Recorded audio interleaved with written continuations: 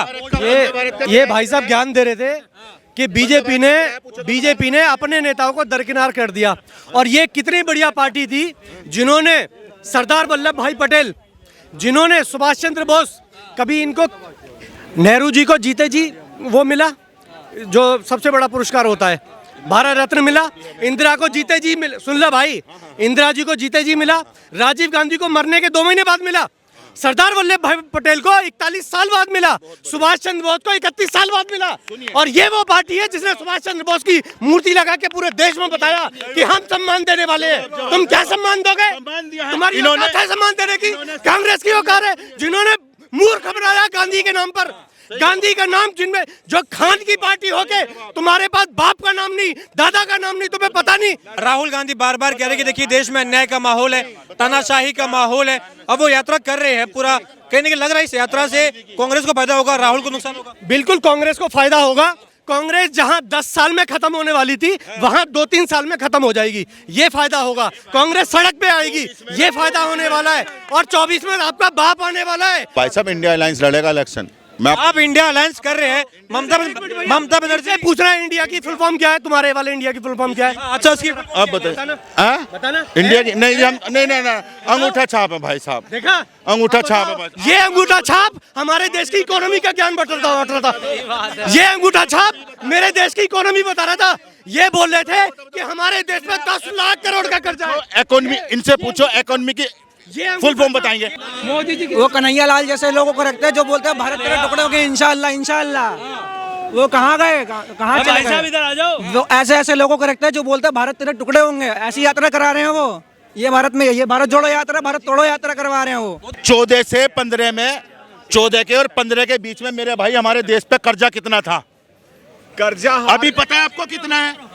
मैं इतना जानता हूँ, 9 करोड़ रुपया कहाँ गया मेरे हमारा भाई? देश जो 11वें नंबर पे था 10 साल 2004 से लेके 14 तक, सब खा गए। वो तीसरे पे आने जा रहा है, चौथे पे चल रहा है, तीसरे पे आखिर रहेगा। वंदे भारत का वो क्या है? कैसे हुआ? विश्व की कह रहे भाई इकोनॉमी देखिए, इकोनॉमी को जो हमने बूस्टअप दिया है, अब उसमें खून बहेगा और वो गांव तक जाएगा। ये भाई साहब ज्ञान दे रहे थे कि बीजेपी ने अपने नेताओं को दरकिनार कर दिया। और ये कितनी बढ़िया पार्टी थी जिन्होंने सरदार वल्लभ भाई पटेल, जिन्होंने सुभाष चंद्र बोस, कभी इनको नेहरू जी को जीते जी वो मिला जो सबसे बड़ा पुरस्कार होता है, भारत रत्न मिला। इंदिरा को जीते जी मिला, सुन लो भाई, इंदिरा जी को जीते जी मिला। राजीव गांधी को मरने के 2 महीने बाद मिला। सरदार वल्लभ भाई पटेल को 41 साल बाद मिला। सुभाष चंद्र बोस को 31 साल बाद मिला। और ये वो पार्टी है जिसने सुभाष चंद्र बोस की मूर्ति लगा के पूरे देश में बताया कि हम सम्मान देने वाले हैं। तुम क्या सम्मान दोगे? तुम्हारी औकात है सम्मान देने की? कांग्रेस की औकात है जिन्होंने मूर्ख बनाया गांधी के नाम पर। गांधी का नाम जिनमें जो खान की पार्टी होके तुम्हारे पास बाप का नाम नहीं, दादा का नाम नहीं, तुम्हें पता नहीं। और तुम बताओगे तुम किसको सम्मान दोगे? बीजेपी सम्मान देने वाली है। अभी सेतु बनाए, बम्बई के अंदर सेतु बनाए, अटल जी के नाम से बनाए। ये होता है सम्मान। तुम तो उसमें देखते हो, वहां देखते हो ऊपर ऐसे थोड़ी चल के देखोगे। ये जैकेट उसने बनाई है, ये बेतुकी बातें करके, अनपढ़ वाली बातों करके तुम ये सिद्ध नहीं कर दोगे कि पार्टी कुछ नहीं कर रही है। मोदी ने जो किया है ना, वो पूरे वर्ल्ड में कोई नहीं कर पाया। आज पाकिस्तान भी कह रहा है कि भैया मेरे देश में भी प्रधानमंत्री होना चाहिए, तो मोदी जैसा। पाकिस्तान आ गया यार बीच में यार। अबे मैं हमारी यार अभी जो देखो, ऐसे लोग भी कहने लगे कि पाकिस्तान जूती है। जो पहले पाकिस्तान को बाप बताते थे वो आज जूती बता रहे हैं। और क्या चाहिए? विकास तो ये है ना। आज इसी कनॉट प्लेस में खड़ा होकर छाती चौड़ी करके खड़े हो। उसी कनॉट प्लेस में आप बम फोड़े जाते थे। उसी कनॉट प्लेस में कहा 4 लोगों को खड़े होने की औकात नहीं थी। और उसी कनॉट प्लेस में खड़े होकर कह रहा है कि पाकिस्तान मेरी जूती है। ये हिम्मत किसने दी? ये हिम्मत मोदी ने दी भाई साहब। अच्छा, आपको क्या लग रहा है? मैं पहला भाई का जवाब दूंगा। भाई ने कहा सरदार वल्लभ भाई पटेल की भव्य मूर्ति बनाई, वो सम्मान दिया है मोदी जी ने वो सम्मान दिया मेरे भाई। सरदार वल्लभ भाई पटेल स्टेडियम को मोदी स्टेडियम में कन्वर्ट कर दिया गया। कहाँ गई वो? और पूरी दुनिया की सबसे बड़ा स्टैचू, पूरी दुनिया का सबसे बड़ा स्टैचू किसने दिया? किसने दिया? किसने दिया? किसने दिया? वल्लभ भाई पटेल पूरी दुनिया का सबसे बड़ा वल्लभ भाई स्टैचू पटेल के बनाए हुए कांग्रेस के पूरी स्टेडियम को दुनिया का- कांग्रेस ने बनाया था। वो स्टेडियम सरदार वल्लभ भाई पटेल के नाम से, इन्होंने उसको मोदी के नाम आज से convert आज कर दिया। पूरी दुनिया का सबसे बड़ा स्टैचू कौन सा है? पूरी दुनिया का सबसे बड़ा स्टैचू कौन सा है? एक मिनट सुनिए, पार्टी से पार्टी बनाने वाले को सुनिए, इनकी पता है जो निगेटिव चल रहा है ना इस देश में, वो सब जानती है, जनता सब जानती है, मूर्ख नहीं है। भारत देश की जनता मूर्ख नहीं है मेरे भाई। जिसने पार्टी बनाई उसको पोस्टर से हटा दिया। अब बताओ ये एडवाणी को सुनिए, सुनिए, पहले सुनिए, एक मिनट सुनिए, आप सुन लीजिए पहले। मोदी को ला रही है। अटल जी को किनारे कर दिया गया। राम मंदिर की जिसने राम मंदिर की नींव रखवानी चाहिए, जिसने राम मंदिर को आज इस मुकाम पर पहुंचा दिया, इन्होंने उसका उनका नाम तक क्या आपका लाल के सटवानी के घर पे खड़े थे। मोदी और लाल के सटवानी के घर पे खड़े थे, उन्होंने आके बोला भैया मैं तो चाहता था, मुझे ले नहीं गए। पता नहीं कहां से खबरें लाते हैं, कौन सा न्यूज़पेपर इनके घरों में आता है। अभी हम मुद्दे पे आते हैं। 24 में राहुल गांधी की भारत न्याय यात्रा। राहुल गांधी बार बार कह रहे कि देखिए देश में अन्याय का माहौल है, तानाशाही का माहौल है। अब वो यात्रा कर रहे हैं, पूरा कहने की लग रहा है इस यात्रा से कांग्रेस को फायदा होगा, राहुल को नुकसान होगा। बिल्कुल कांग्रेस को फायदा होगा। कांग्रेस जहां 10 साल में खत्म होने वाली थी, वहां 2-3 साल में खत्म हो जाएगी। ये फायदा होगा। कांग्रेस सड़क पे आएगी, ये फायदा होने वाला है। और 24 में आपका बाप आने वाला है, पूरे विश्व का बाप आने वाला है 24 में दोबारा से। हाँ देखा, राहुल गांधी बाप है इनका।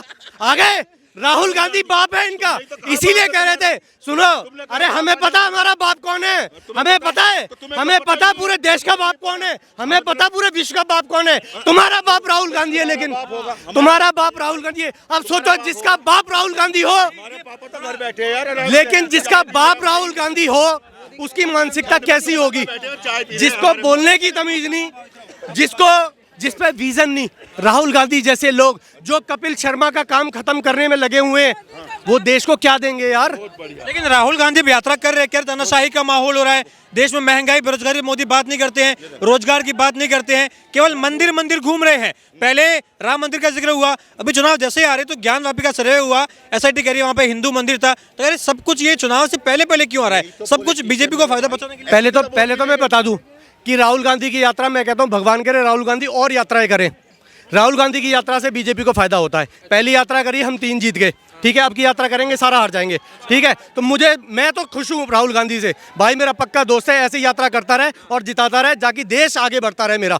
वो देशभक्त तो है ही, वो इनडायरेक्टली देशभक्त है। खुद ना बन के मोदी जी को बार बार प्रधानमंत्री बना, क्योंकि उसे भी पता है कि जो देश का विकास करेगा वो मोदी ही करेगा। उसे भी पता है, होना कुछ नहीं है। मेरे को ये बता दो कि यात्रा ये मणिपुर से क्यों स्टार्ट कर रहे हैं? यात्रा अगर तुम में दम था ना यात्रा, तो अरुणाचल प्रदेश से कर लेते, आप बंगाल से यात्रा कर लेते, शुरू बंगाल से कर लेते ना। मणिपुर जा तो रहे ना, वहाँ पे जा तो रहे, बंगाल भी जा रहे। और राजस्थान में इनके बलात्कार नहीं हो गया? बंगाल में हिंदुओं को जलाया जा रहा है, सरेआम मारा जा रहा है हिंदुओं को, वहाँ क्यों नहीं जाते? केरला में बैंड बजी पड़ी है, वहाँ से क्यों नहीं यात्रा शुरू करते? क्या हो जाता है इनको? जब उसकी बंगाल की बात आती है, जब केरला की बात आती है, तब ये कहाँ चले जाते हैं? इनको केवल वही राज्य दिखाई देते हैं जो बीजेपी के हैं। लेकिन जा रहे हैं ना बंगाल में जा रहे हैं। ममता को फायदा होगा, नुकसान होगा? किसको? ममता बनर्जी। भाई साहब, इंडिया अलायंस लड़ेगा इलेक्शन। आप इंडिया अलायंस कर रहे हैं, ममता बनर्जी पूछ रहा है इंडिया की फुल फॉर्म क्या है? तुम्हारे वाले इंडिया की फुल फॉर्म क्या है? अच्छा, उसकी आप बताइए। बताना। इंडिया की नहीं, अंगूठा छाप है भाई साहब, देखा, अंगूठा छाप है भाई। ये अंगूठा छाप हमारे देश की इकोनॉमी का ज्ञान बट रहा था। ये अंगूठा छाप मेरे देश की इकोनॉमी बता रहा था। ये बोल रहे थे कि हमारे देश में 10 लाख करोड़ का कर्जा है। इकोनॉमी, इनसे पूछो इकोनॉमी की फुल फॉर्म बताएंगे, इकोनॉमी की फुल फॉर्म। ये बातें नहीं, मुद्दे की बातें करेंगे, मुद्दे की बातें करेंगे। सर आप ऐसे ही, आप सुनो मेरे भाई, आपने बोला सुनो, आपने बोला इकोनॉमी अपने आप में एक स्पेलिंग है। सुनो, आपने बोला अपने आप में वो स्पेलिंग है यार। सुनो, आपने ये बोला कि 10 लाख करोड़ का आप पे डाटा है। आपको पता है इंडिया की क्या है? मैं बताता हूँ। जो तुम्हारा वाला इंडिया है ना, उसका है इंटरनेशनल दारुल इस्लाम अलायंस, उसका जो है, सुन लिया? वो तुम्हारे वाले का इंडिया का है, ये है। हमारे इंडिया का कुछ भी नहीं है, हमारा देश है भारत, हमारे देश का नाम है भारत, इंडिया नहीं है, समझे? सर कह रहे हैं कि देखिए, सर पूरे आश्वस्त है, बार बार कह रहे हैं कि भली ममता बनर्जी है, वो ऐसा बोल चुके। सर आपको अगर पर्सनल, सर ये आपके जो क्विज है ना, ये हम बाद में खेलेंगे, आराम से फोन पे खेलेंगे। सर सर बिल्कुल सर कह रहे हैं कि पश्चिम बंगाल में ममता बनर्जी अभी भी अलायंस का हिस्सा है, मिलकर लड़ेंगे चुनाव, जबकि वो बोल चुकी है कि कहीं ना कहीं हम जो है कांग्रेस पार्टी को सीटें नहीं दे। मेरे को तो ये नहीं समझ में आ रहा कि एक तरफ अखिलेश ने बोल दिया भैया मैं ये चालाक पार्टी है, उसने बोल दिया ममता बनर्जी ने कि मैं एक भी सीट नहीं दूंगी, वहां केजरीवाल बिल्कुल अलग लड़ने को तैयार खड़ा है। सीटें नहीं देंगे कांग्रेस को। कहाँ ये एक साथ खड़े हैं, मेरे को ये तो बता दो। वहां उद्धव ठाकरे एक भी सीट देने को तैयार नहीं है, मतलब कहाँ तुम एक साथ खड़े हो यार। केवल पहली पार्टी है 47 से लेके अब तक, पहला गठबंधन है। पहले गठबंधन होते थे सरकार बनाने के लिए, पहला गठबंधन है जो विपक्ष में बैठने के लिए गठबंधन कर रहा है यार, विपक्ष में बैठने के लिए कि कैसे भी मोदी के सामने बोलने को तो हो जाए, बोलने को नहीं है इनके पास, गठबंधन बनाने के लिए गठबंधन नहीं कर पा रहे विपक्ष में बैठने के लिए, तो ये क्या गठबंधन करेंगे। ये एक चुनाव लड़के दिखाते हैं, गठबंधन बनने से लेके चुनाव हुए ना अभी एक में भी अगर इन्होंने एक साथ लड़े कोई भी चुनाव एक साथ लड़े तो पहले ही पता है लोगों को ये सारे चोर सारे भ्रष्टाचारी एक साथ है। मोदी जो है ये मंदिर मंदिर घूम के धर्म के नाम पे बांटने का काम कर रहे हैं। लग रहा है राहुल गांधी की इस यात्रा से कांग्रेस पार्टी को सीटें बढ़ोतरी हो जाएगी। भाई कुछ नहीं होगा, राहुल गांधी करता है, वो क्या करता है, एक तो उल्टा सीधा बोलता रहेगा वो। आपने सुना होगा बहुत टाइम पहले कहता था कि कुछ भी मतलब कोई सेंस की बात नहीं करनी, आलू डालना है, सोना निकालना है, कभी टोपी पहन ली, कभी मंदिर जा रहे हैं। तो राहुल गांधी का कोई तो धर्म है ही नहीं, मान नहीं मान। राहुल गांधी का इनके बाप दादा का कांग्रेस पूरी खराब है, नाश के अलावा क्या करा है इन्होंने। 2G स्कैम इतना बड़ा घोटाला, कई घोटाले करे भाई इन्होंने, मतलब इनके बड़े बड़े अकाउंट है, ठीक है ना भाई। बीजेपी है, बीजेपी ने राम मंदिर की स्थापना की है, इन भाई को प्रॉब्लम थी राम मंदिर से। भाई साहब हिंदुस्तान हिंदू एक ही देश है। राजीव गांधी कौन था मेरे भाई? राजीव गांधी कौन था?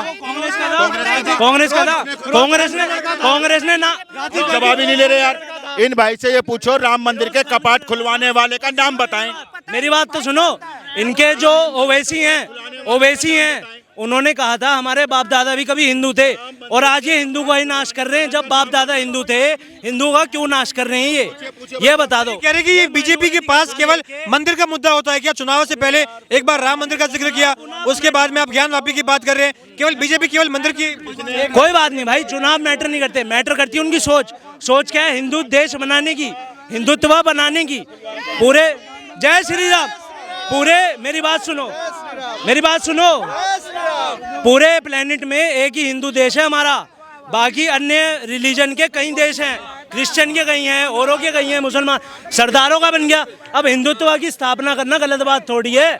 हम कह रहे तो ये आपको लगता है क्या ये बीजेपी केवल हिंदूवादी पॉलिटिक्स हो रही है एक तरीके से, धर्म के नाम पे?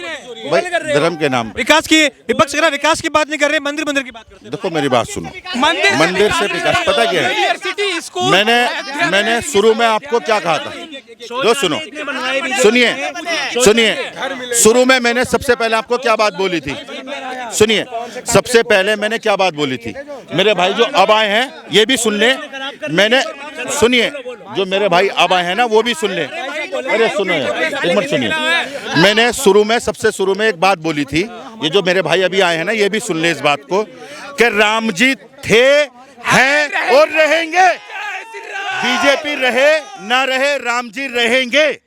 राम जी थे, हैं, उनका अस्तित्व था और है और रहेगा।